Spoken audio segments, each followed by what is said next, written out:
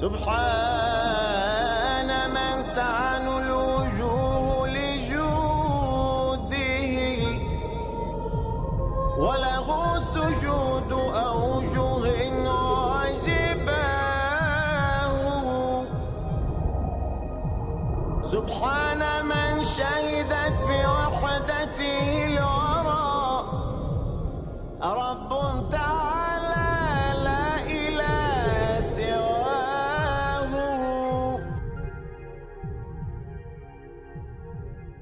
This evening, two major belief systems, if you like, who lay claim to the truth are going head to head. No matter which side of the fence that you tend to reside on, okay, by the end of the night, that you will be better informed about atheism and about Islam. Respected Professor Krauss, guests, brothers and sisters, friends, relatives, I greet you with the warmest Islamic greetings of peace. Assalamu alaikum wa rahmatullahi wa barakatuhu. But the question is, can we have an infinite past? Does the infinite make sense in the real world? Now, clearly, theists and atheists can agree on one thing. If anything exists at all, there must be something preceding it that always existed. How did this eternally existing reality come to be? The answer is that it never came to be. It always existed.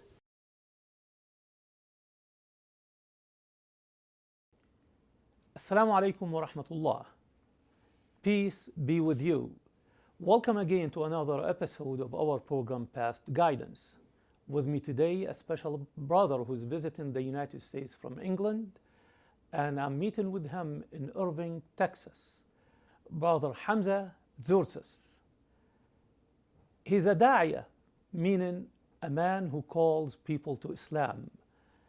He is specializing in debating and defending Islam, an apologist also for Islam. His mission is to invite people to see the beauty of Islam. And today we're going to share his story, how he saw this beauty, and see the steps he took on the path of guidance. I hope you enjoyed this program with us, and let me, on your behalf, welcome our brother Hamza today. Welcome, brother, and thank you for being with us. Assalamu alaikum. Wa alaikum salam wa rahmatullah. Thank you for having me. It's a pleasure. What I would like to start with you is to give us and give our viewers a little background about yourself, how you grew up, the environment you grew up with, your education, and geographically, where did you live in Europe before you settled, if you were not born in the United Kingdom? Bismillahir Rahmanir Rahim. My name is Hamza Andreas Tzortzis, and I come from a Greek background. Both of my parents are Greek. My dad is from the mainland Greece, born in Athens, but originally from northwest Greece. My mother is ethnically Greek, but born in Cyprus. And they both came to England in the 1970s, and I was born in England, 1980. So that makes me 33 years old. MashaAllah.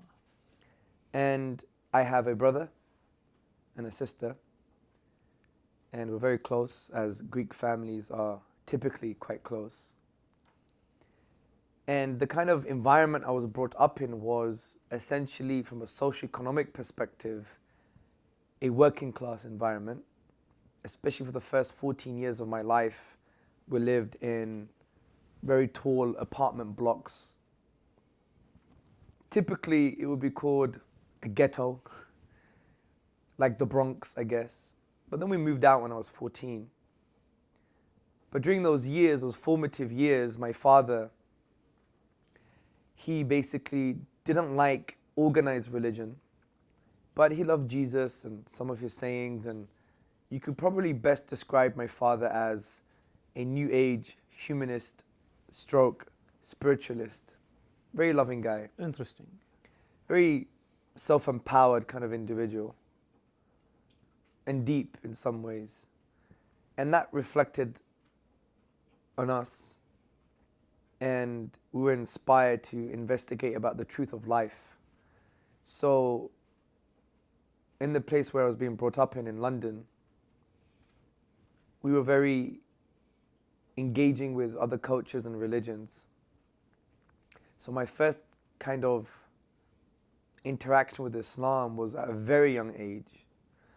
It wasn't a direct interaction, but it was more of a cultural interaction. So at school, I would have friends who are Muslim, and I would see some of the cultural practices or the beliefs that they were having.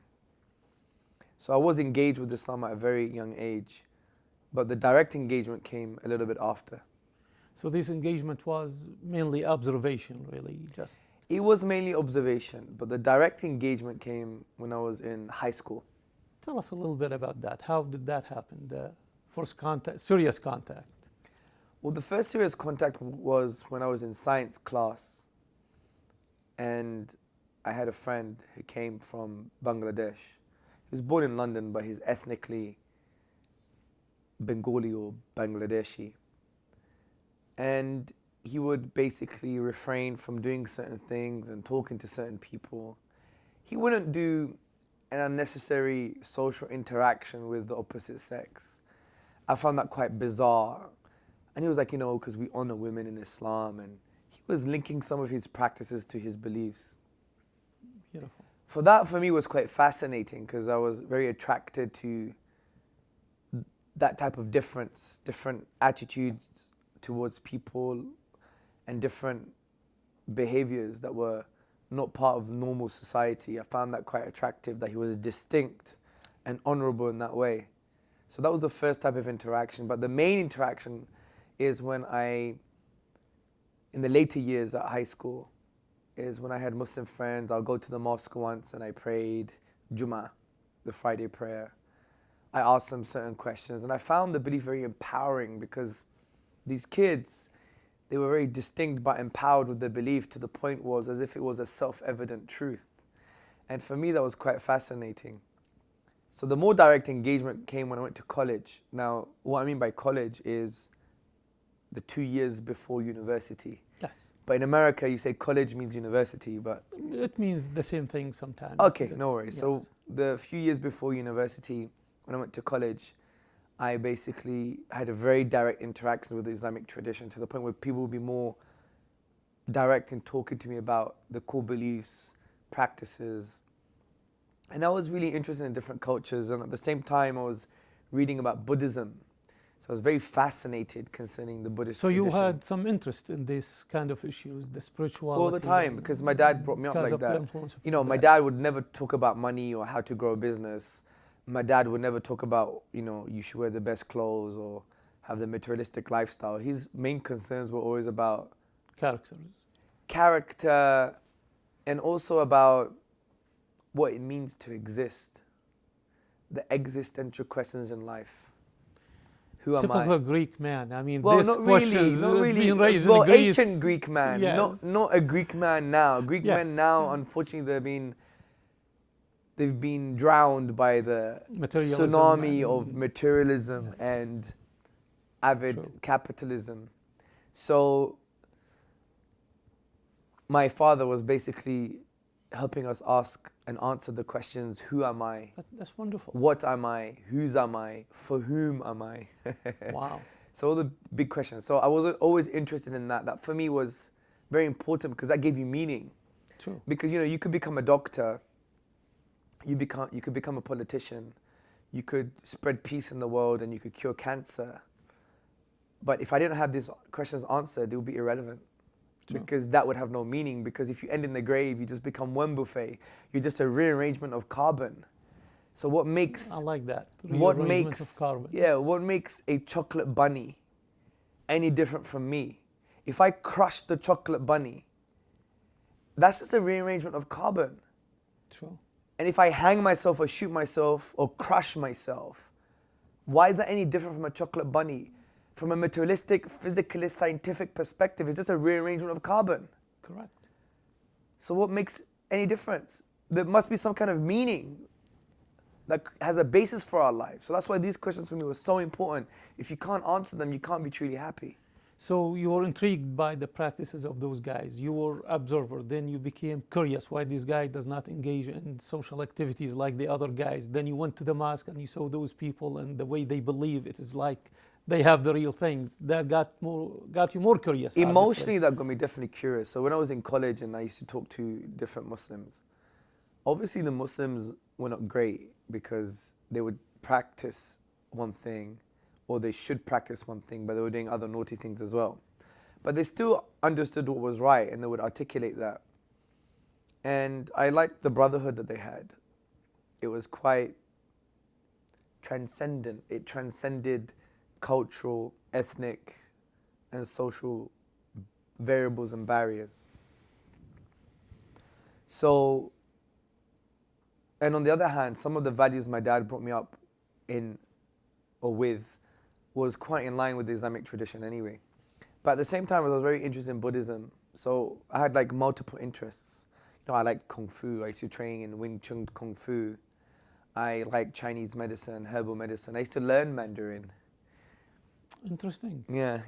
So I found that, you know, dealing with different cultures and beliefs was quite something that I enjoyed and fascinating. Like, you know, I used to like Bruce Lee's philosophy, you know, and that was it really. So I was interested in so many different things.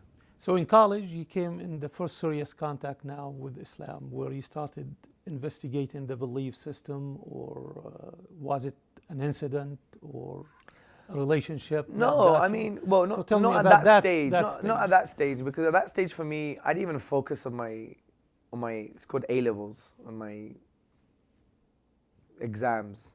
Although I was quite bright, I just didn't find any meaning in it. SubhanAllah. Like for me, so who cares I become a doctor? Who cares I get married? Who cares I become a millionaire? So what? I'm gonna die. Who cares? It's delusion. It's like you're drunk. Like people who think this is meaning in their life, for me, I think this is drunk. It isn't. They're drunk with the world and they think they're happy. And the only time they wake up is when the internet breaks down, or That's she extreme. left me, or they get depressed. The thing is, people are drunk with life and they think, you know, they have this full sense of self-sufficiency that I'm gonna be somebody and look at me. And I was like, I already know I could be like that. I had that capacity. I was very bright. But I didn't really focus on it because I didn't answer the big questions like, who am I? What am I? Whose am I? For whom am I? And maybe on a Friday night, where am I? That's very interesting. For a young man in college, in this age, that is very unique and unusual. But I was very childish as well, don't get me wrong. I still was very juvenile and very kind of, I used to like to joke around and, you know, I had girlfriends and I wasn't like, you know, the serious monk thinking about man, life and the universe. But it's as if I had a split personality in a way. Like I'll do the things I want to do, play football, do kung fu. But in the back of the mind was always these things. What always. the meaning of the Yeah, the meaning being of life, this the meaning of meaning. Yeah, it was everything. So when the interest in Islam started, I see now your background religious-wise, religion was not pushed in your home. No, no way. So you grew up basically on philosophical basis more than religious basis. Yeah. in a Now way. you are very religious. I can see that. Well, maybe. So tell me where the transformation started and how. Yeah, well, I went into university and I started to study psychology. Well, I studied something else and I changed into psychology. And I was still relatively sheltered in terms of meeting different types of people from outside of London. And the people I was with generally were like the Muslims or the Turks or the Pakistanis, and generally they had a culture of, it wasn't too selfish. It wasn't what's in it for me. There was still this kind of communitarian bond going on. But when I left that group, I went into university, I met other groups of people with not the same culture, and it was depressing. University was the worst time in my life. It was the worst time in my life. Because I met all these people and I realized that they don't care about sincere human relationships. It was, what's in it for me? This avid individualism. I'm all right, Jack. And for me, it didn't resonate with me because I was never brought up like that. You know, my mum would always call me a thema. A thema in Greek is someone who does everything for people and gets walked over. Because I used to like to help people a lot, like help them with the essays or with the school or whatever the case may be. And when I entered that environment, I was a bit depressed, thinking, these people are shallow. Like, I would wear the same jumper for 2 or 3 days. It's clean, I'm a clean guy, it's not a problem, it's just a student. People will comment on that. And I'll be like, there's something wrong with this person. Why do they find it so important if I wear a jumper for more than a day or not? And it's a shallow culture. So you're living your life from spiritual, basically, if we want to say, perspective, while the materialistic people around you were making it difficult. Well, it wasn't just they were materialistic, it was like, this is the culture of some Western institutions and people working or studying within them. That it's about me, where I'm going to go, who I'm going to be. Me, myself, I, is as if their self becomes their own deity. So your values basically were in Well, it was conflict with misaligned, existence, totally yes. misaligned, totally. So So this is why one of my best friends was a 27-year-old at that time, and I was only like 18, so he was like nearly 10 years older than me, but I would really relate with him because he was a little bit more balanced, a little bit more existential. What does it mean to exist? And yeah, it was a bit of a difficult time at university. I didn't really resonate with people too much. yeah. So now, Islam came to your life somehow. Well, it came when I left uni because I basically, a big issue happened at university and I had to take a year out and redo this module. And the situation wasn't my fault, but everyone got blamed and it's just a long story. But the point is, I left and I said, what am I going to do with my life now? I have to do something in this year. I can't just do one evening class. So I applied to different jobs and alhamdulillah, I was so fortunate by the will and mercy of Allah that I got offered a job as a project officer, student project officer, which was in the realm of project management. And in this job, they threw money at me. Prince 2 training, PMI training, MashaAllah. ISEB training. And as how old was I? 20 or something? I was getting all of this training and it really facilitated a career for me. So in this job, I basically was somebody who was young, but yet very loud and expressive and wants to bring people together and was real. I didn't do office politics. I would just cut to the chase. Good. And they liked that about me. And I found that quite interesting because there were some really, really nice English guys there because the office was in England. And he always said to me, never change, be like this. So as you do in this kind of working environment, there was a Christmas party. And during this Christmas party, we said we're going to go on the boats, Christmas party boat. Now, my office was where the police IT organization was. That was my organization. Now it's been disbanded, it doesn't exist anymore. But it was linked to the government. We're doing IT systems nationally for the police.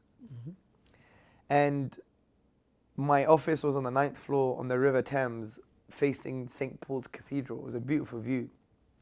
And there was a boat nearby, and we'd walk to it. And we would basically have the Christmas party there. And I wasn't a very good dancer, to be honest. So I wouldn't dance, and I wouldn't drink hardly. I used to love milk rather than drink. As my dad always says, this is a milk family. Yeah, we don't drink. We're a milk family. Even my dad is 65 years old and he just drinks milk all the time. Yeah. Nothing better than that. Of course. So I was trying to dance, and then this particular lady came towards me, and alhamdulillah, she was relatively attractive, right? So I never wanted to dance, I always wanted to talk to people. And that was one of my, what I call personal diseases, that I wouldn't talk to people that I'm very close with, but I would talk to strangers. And connect with them in an amazing way. But close people, I would just basically want them to not say anything, but just be next to me. It's very weird. It must have been maybe something bad happened to me when I was younger. I don't know how to explain it. So I wanted to engage with this person, and I found out she was Muslim. And I was like, hold on a second. You're not supposed to be here. I know my Muslim friends wouldn't be here. Exactly. And she thought I was like some kind of mufti or some kind of imam saying, undercover imam. And I was like saying to her, they don't respect you. Look, you're beautiful. They're going to just take advantage of you. And I took the drink out of her hand and I bought her an orange juice. Bold move. Bold move, but I was always like that. Yeah. So we connected and we exchanged phone numbers, and she spoke about her family, her brothers, her culture. And you could tell she was one of those sisters that really likes Islam and respects it, but there was no love at home.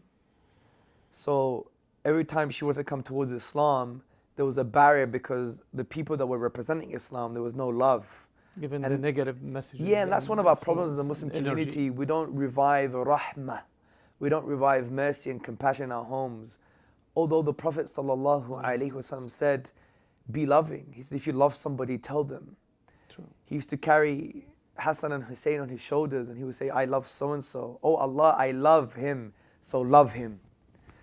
The Prophet ﷺ said, you won't enter paradise until you truly believe, and you won't truly believe until you love one another. I mean, the Prophet ﷺ told Aisha, his wife, radiallahu anha, may Allah be pleased with her, be compassionate. When you put compassion in something, it elevates it.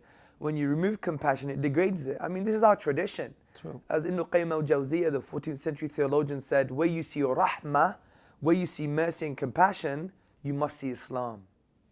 So she's a product of him, right? I never blamed her. But anyway, we didn't meet. I lost her number, she lost mine. And what happened is, I think after a couple of months, I got a call in my office from the HR department, which was a few floors above me. And they said, Mr. Tzortzis, we have so-and-so on the line. I was like, wow, she found me. Yeah. I was actually quite happy because I thought she was a really nice girl, right? And we started dating and having a conversation and being friends. But even during that period, I used to read this book by an Egyptian scholar. I forgot his name now. It's called Islam in Focus. It's a very old book. And I used to read about Buddhism too. But when I would meet her, I would always talk about Islam. But at the same time, we wouldn't be interacting the way Islam wants. But I was still trying to preach to her, even though I wasn't a Muslim. Even in her... That's very interesting and unique. Of I've course never heard that Yeah, I before. know. Well, you know, that's crazy stuff. And on her wall, I remember I would stick big articles on her wall about Allah and Quran. I would write notes for her. Anyway, to cut a long story short, she had to move back up to her town. She was studying to be a teacher. She had to go get married or whatever happened. And then she calls me and basically says, after a while, that I just want to let you know that I'm praying 5 times a day and I'm wearing hijab. Yeah. Allah. It's quite special. So,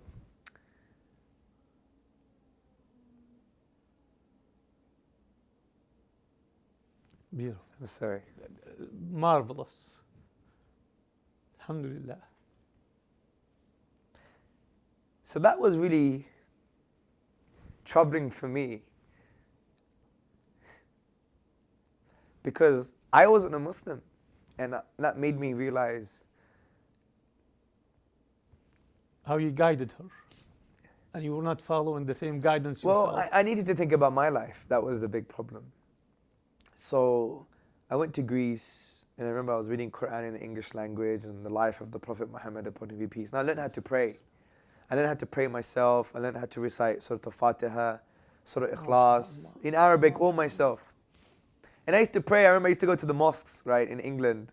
And I used to be quite slim, and I used to wear tight jeans and tight shirts, and my skin would show. And the imams would always tell me off. They never knew I wasn't Muslim. It's like, you shouldn't be praying like this. So I was in Greece, and then it was like, you know, I didn't want to drink much. I didn't want to party. I would go early to the house and just read Quran in English. And when I came back to England, and then I gave up. You know, I remember going to a mosque, and I remember my friend telling me at college, when you're in prostration, you are the closest to your Lord, so scream to Him. I would scream and shout. I remember I was in sajda, prostration, saying, if this is you, and if you're real, and if this is the truth, then show me. And after that point, I just gave up. So one of my friends, you know the friend in school who didn't speak to women? Mm-hmm. He came and saw me in my house after all those years. Wow. And he had this amazing project. I didn't see him for years. And it's so amazing how things work out, how Allah plans. So he had this crazy project. He wanted to take this new sport into the Olympics. He had this vision of, it's called pat ball or thumb ball. Yeah. Okay. And he wants to take it to Well, the he Olympics. wanted to speak Okay. to me because I was a project manager and he wanted some kind of help. So he re-entered my life. And then he would give me some booklets on Islam and I would be reconvinced and it would be very interesting conversations. He would be giving me da'wah, calling me to the oneness of God, to the peaceful submission to the Creator, not to the creation. And one Friday, I think it was October the 4th, 2002, he came to my house. He said, sit in my car. I went to sit in his car and he just talked to me. He said, you know this is the truth. And you know, in reality, I was intellectually convinced that Islam was true. I was intellectually convinced that the Quran was from Allah, that God existed. I could even prove this better than Muslims at that time. But it was abstract. I didn't internalize it in my heart. So what he did helped me. He sat me down and just talked to me about death. Kullu nafsin dha'iqatul maut. Every soul is going to taste death, as the Quran says. But the way my friend described it was in such a way I don't remember. It's so poetic though that to try and re-express it is trying to find or chase a black cat in the dark. You just can't. The pen breaks in two when I tried to express what happened, but it was so real for me that I went back home in the middle of the night and I just sat and just thought and I was like, this is it. I mean, I need to take this stuff that I know seriously. I need to internalize it now. I can't be a donkey carrying books, yeah. So on October the 5th, on a Saturday, I went to the Central Mosque, lots of brothers there, and I became a Muslim. Allahu Akbar. That's very, very interesting and touching. Now tell me, at that moment, you're abandoning a way of life and entering another one. There will be some positive things will happen and some probably obstacles in the way.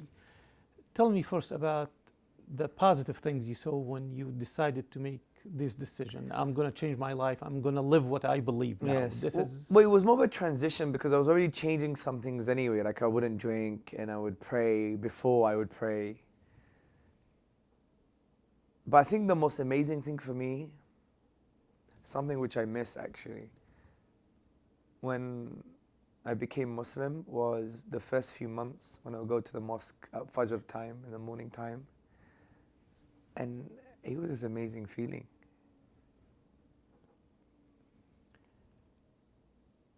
the obstacles. Obviously, you grew up in an environment that was supportive because many Muslims in the city you grew up in, and you were exposed to Islam from early age, your friends and things.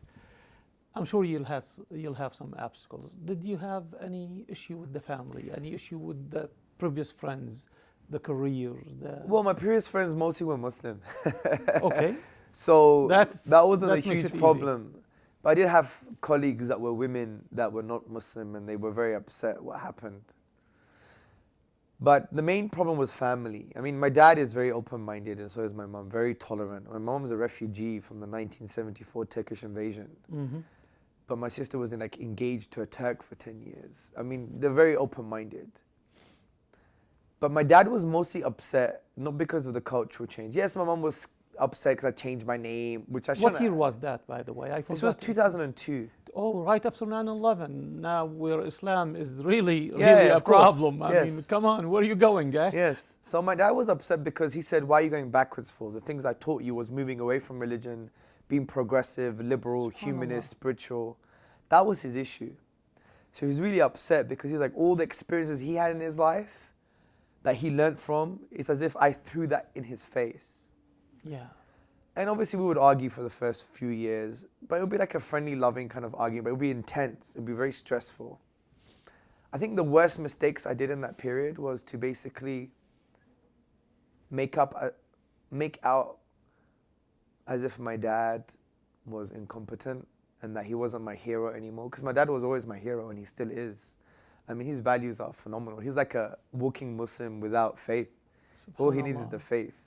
May Allah guide him. I mean, he recently said that he believes Muhammad is a prophet. Allahu Akbar. So, and he believes God is one. So he's almost there. Well, he's there. He's almost there, inshallah. So, Inshallah. I'm sorry. Akhi, this is beautiful. That's what we love, the passion. And alhamdulillah. Alhamdulillah. I think the worst thing was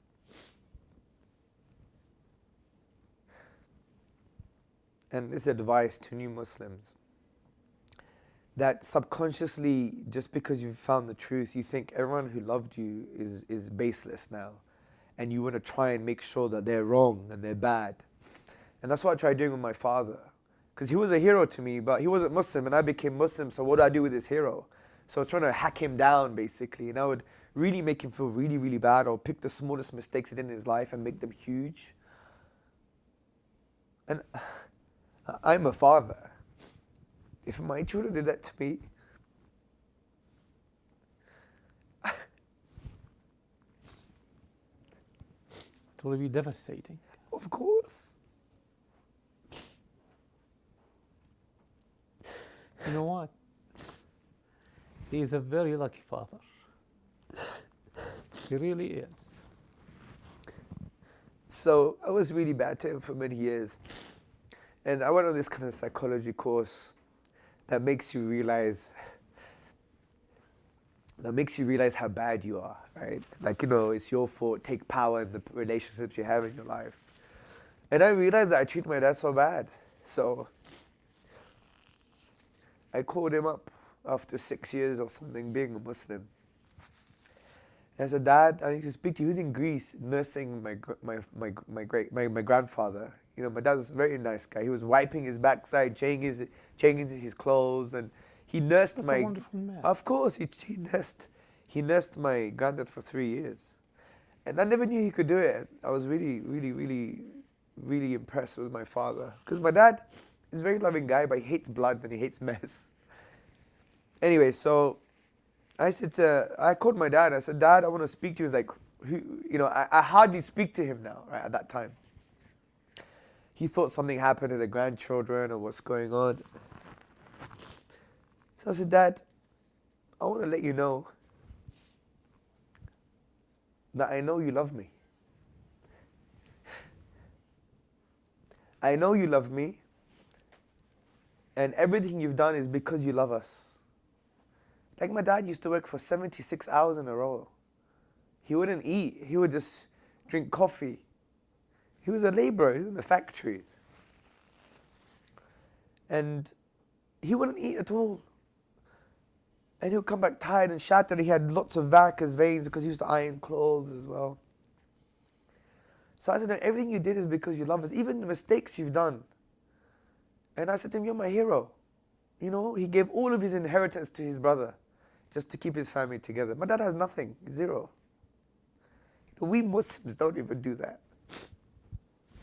As you said, he's a Muslim without knowing Exactly. it or without adopting the faith or Yeah. professing the faith. But Of now you course. said, Like my dad would stay awake for other people to sleep.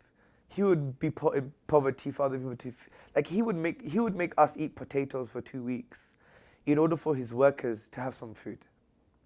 That's how it was. may Allah bless him. I mean, so I said to him, you're just a great guy. I take my hat off. I said, you're still my hero. We do it different traditions, but you're still my hero. And I love you. And he was crying for 15 minutes, and he hardly cries. I've only seen him cry once or twice in my life. And then he called my mum up in the evening, and he said to my mum that he's ready to die. He felt like a complete parent. Allahu Akbar. So, but now our relationship is great. I could talk about hadith, Islam. He loves what the Prophet had to say, sallallahu alaihi wasallam. Well, tell me now, how did Islam influence you in this period? I mean, being kind to your parents is a virtue. Of it's course. not a virtue only. It is a mandatory commandment in Islam. No matter what their faith is, to be kind to them. Of course, I mean, So the honestly, the Quran, when it mentions worship Allah, then He mentions them be good to your parents. absolutely. It's so immediately. close to the oneness of Allah to the point you disobey your parents like disobeying God. And it's almost close to polytheism. That's what, you don't do things like that. But obviously that didn't affect me the first few years because I was very passionate and zealous. But now I try and do everything for my parents. I mean, they did everything. How can you repay your parents? Well, let's shift gear here Yeah, and sure. go to what you do now. Of course. You are traveling the world, basically, calling people to Islam. Many people were exposed to Islam. Many people entered the world of Islam through your teaching and through your Before I answer, I activities. just want to mention something about my mom as well. Please. My mom is just like my dad as well, super sacrificial, and you know, she was a refugee and she sacrificed so much, and she gave us so much love as well. Like my mom's love is like ishq. It's like a possessive form. Yes. Ishq is like a possessive form of love, and it's very powerful, and she's full of energy. And you know, because I speak about my dad a lot, that's because he has an influence. But my mom, you know, sometimes I think I'm like my dad, but in ways I'm so like my mom. That energy that I have, because my dad sometimes just sits back at home and reads a lot and is quiet for a few hours. But mom's always energetic, and I got that from my mom as well, and very loving, and I think I got that from my mom as well. So, you know, I always also want to mention that my mom is actually a gem. You know, how many women are refugees and accepts the race that entered her homeland and took over her house. And, you know, she was running through the morgues looking if her brother was dead or not, because he was fighting in the front line. So the point is she's a gem as well from that perspective. So may Allah guide them. Beautiful. Please stay tuned. We'll continue our conversation with Brother Hamza shortly.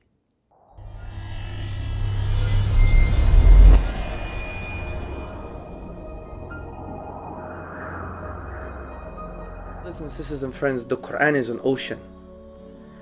And we must do tadabbur, reflection and pondering upon this book as Allah tells us. And the more we ponder, we take an ayah, we take a verse, and we find out, what does it mean for me? What does Allah want me to do concerning this verse? How does it affect my spiritual and social DNA? How am I supposed to act and live and behave? How am I supposed to be? Meaning, what kind of state should I be in? So I want to encourage all the brothers and sisters and friends to really engage with the Quran from this perspective, because the Quran wants to be engaged with. Because the Quran was sent down for the whole of humanity, and human beings are thinking human beings. So Allah, the divine reality, the Lord of everything that exists, is telling us, engage with His word, with His eternal word. And I believe if we engage with it and we ponder upon it, we can really find solutions for all of life, but particularly our spiritual life and for our moral and ethical lives.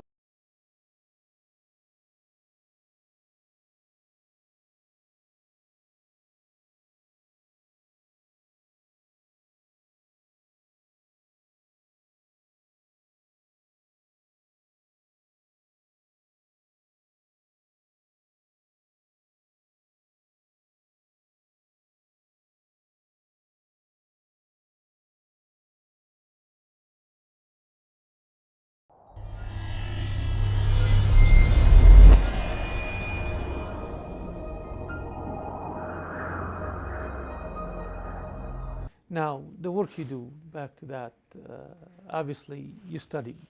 Now you are a Muslim. And By the way, this reminds me of Oprah Winfrey. It's like the Oprah show. I'm in well, you're genuine, brother. Yeah, well, sure. You really are. Sure. And I would like to tell your dad, you should be proud of this man. You're lucky, you're blessed actually to have a son such as Hamza. Sure. And what I want to touch on now with you is, you entered Islam, and from the short time I've listened to you, I interacted with you, you expressed a great amount of knowledge. So obviously now you are on a path of, I don't know, was it searching or enhancing yourself, elevating yourself? Can you talk about this period of time, preparing yourself as a Muslim? Now, mashallah, you're leading movements. Well, I need to learn I was something. always, you know, brought up to express myself, and if I believe in something, I'm going to try and speak about it. For example, I used to love Kung Fu and Bruce Lee and Wing Chun and Chinese medicine. I would always speak about it. So it was natural that if I adopted Islam and I found it was the truth, I'm going to speak about it. So I was really interested in researching concerning Usuluddin, the foundations of the religion, the Quran, God's existence, the miracles of the Quran, Were you etc. doing that on your own now, or you have a mentor, a teacher? Well, now a we have shaykh? mentors, but in the beginning I was on my own. Okay. It was a very lonely place. The state of da'wah, the state of calling people to Islam in 2002, 2003 was a very lonely place, generally speaking, right? Right. But now it's different. We have ulama, mashayikh, we have scholars that help Activists, us, and- yes. activists. It's a great time now. Now is a juncture point in history. But that time was a little bit lonely. And so I was interested in that stuff, and I got into the lecture circuit at universities to talk about the Quran and talk about why I became a Muslim, to talk about the kind of intellectual foundations of the religion. Great. So since then, that's what we've been doing. We've been engaging with atheist academics, and we've been talking about Islam and writing and reading, and we've done lots of mistakes.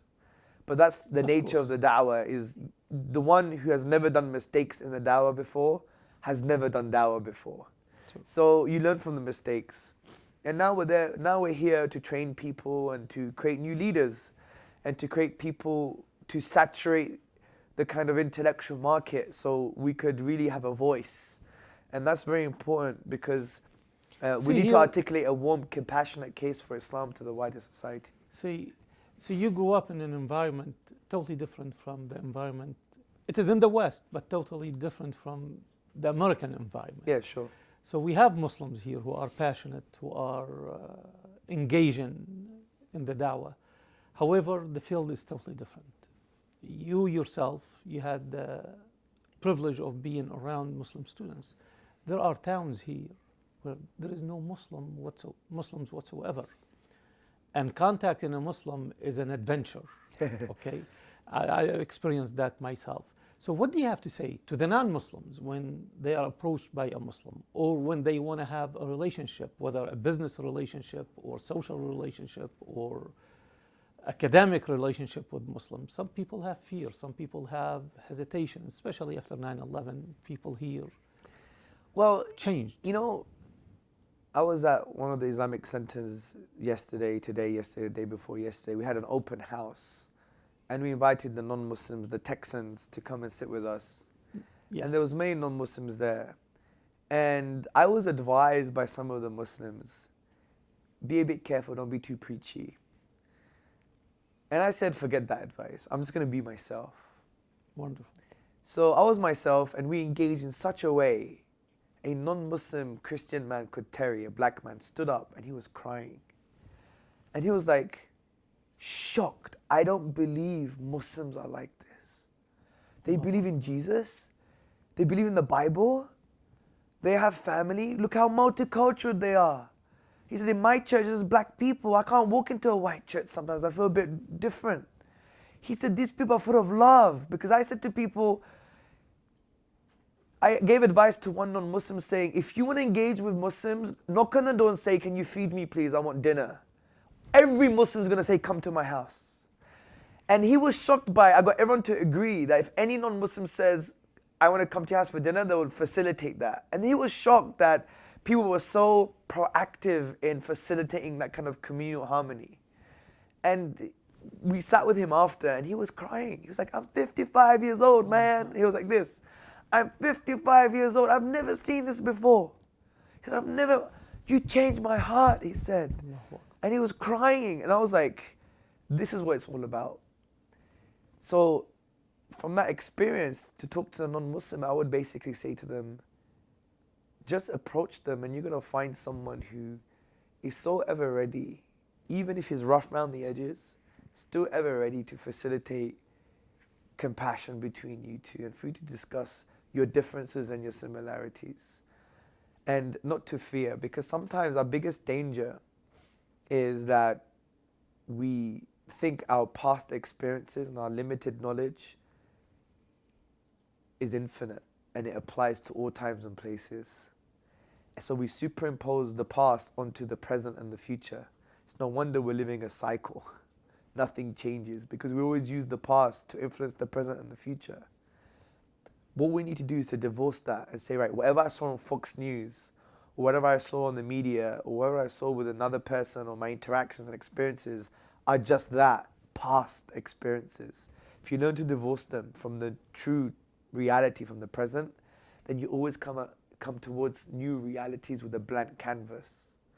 And that means you'll have a new realm of possibility to achieve what you can with others and connect with them in ways that you've never connected before. And that's what we need to do. And this is quite Quranic as an ethic, because Surah Baqarah, chapter 2, verse 30, God says He's going to send down Adam as a vicegerent to take care of the world, the earth. What do the angels say? You're going to send someone that's going to create bloodshed? And God, Allah says, I know that which you do not know. Meaning, the angels had limited knowledge and experience, and they thought the new reality would be the same thing. But Allah says, you don't know what's going on. Don't use your limited experiences and reality to superimpose on new things. It's always new and fresh. It's always a new realm of possibility. And that's what we need to have with human beings. Forget the baggage and just treat them as they should be treated, inshallah. There are so many people out there, just like yourself, soul searching. They are trying to find a spiritual home, really. Yourself, you were in that mode before you became a Muslim, and the trigger was this conversation with a friend about death. How do you advise, or what would you say to the Muslims who are trying with some people they know, whether a relative or a friend or a neighbor or a colleague, and this person is almost there? So what would you tell them so they can make that switch, and that night happen to them, so they can go and think, and the next morning they say, this is the path I want to choose? The Quran as a percentage gives us the approach. Like 90% of the Quran is emotional, spiritual, 10% is intellectual. So that's the kind of dose you should give to people. Like, God's existence and the Quran being a miracle is very easy. You could do that in 5 minutes. It's intellectual gymnastics. But the implications of that is the difficult thing, the emotional thing. So one thing to do is to remind them of God's love for you, because the Prophet Muhammad, upon whom be peace, said that God loves us more than our mothers love us. True. And to understand that God is really, if you want to summarize the Quran, God is basically screaming at us saying, you are slaves. You didn't choose your birthday, your birth, your ethnicity, your gender, your name, your DNA, your socioeconomic status. You didn't choose any of these things. You're enslaved to context. You didn't choose the ism and the schism that you're conditioned to believe that beauty means you have to be like, I don't know, L'Oreal because I'm worth it, right? Or, you know, all that stuff. You're enslaved to social context and to your own context. You have so many slave masters. Your boss, your parents, your boss's boss, society, your politician, your senator, your governor. Everybody wants something from you. And they don't really know what's truly best for you. And God says, hold on a second. I'm your Rabb. I'm your master that loves you and nurtures you. And I know what's really best for you, so connect to me. Free yourself from this slavery and liberate yourself by worshipping me. It is no wonder the word ruh, the soul in Arabic, in the Quran, shares the same root as the word raha, which means liberty and serenity. So the ruh, the soul, wants to achieve this liberty, and it can only be done so by connecting with your nature, which is to worship God and to love Him. Worship means to love Him, to know Him, to obey Him, to serve Him. And if you do that, everything falls into place. But people are so busy worshiping themselves and their own ego. And that's the problem. And that's Islam. That's the most simple way of putting the whole narrative. And that's why the famous poet, Iqbal, he was the poet of the East, he said an amazing poem. He said, this one prostration that you find too difficult frees you from 1,000 prostrations. Allahu Akbar. Yes. This is a beautiful statement and notes to end this program with. I wish we had more time. It's very interesting, and I pray that we get together again and Inshallah. we do much more programs about these spirituality aspects of Islam and the spiritual approach to bring people to Islam. That's what people want. Many intellectuals there, materialism is controlling everything, and people lost their souls, and they need somebody to guide them. Thank you so much, Brother Hamza, for being with us. My we pleasure. appreciate it. And may God be with you, Ameen. guide you, Ameen. and guide through you too. Ameen. Thanks again. Thank you for watching, and I hope you enjoyed this episode, and we look forward to seeing you again. Assalamu alaikum. Peace be with you.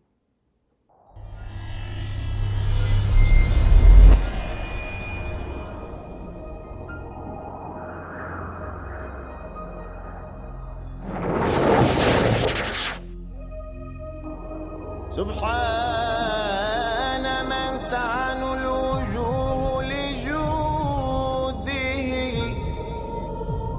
وله سجود أوجه وجباه.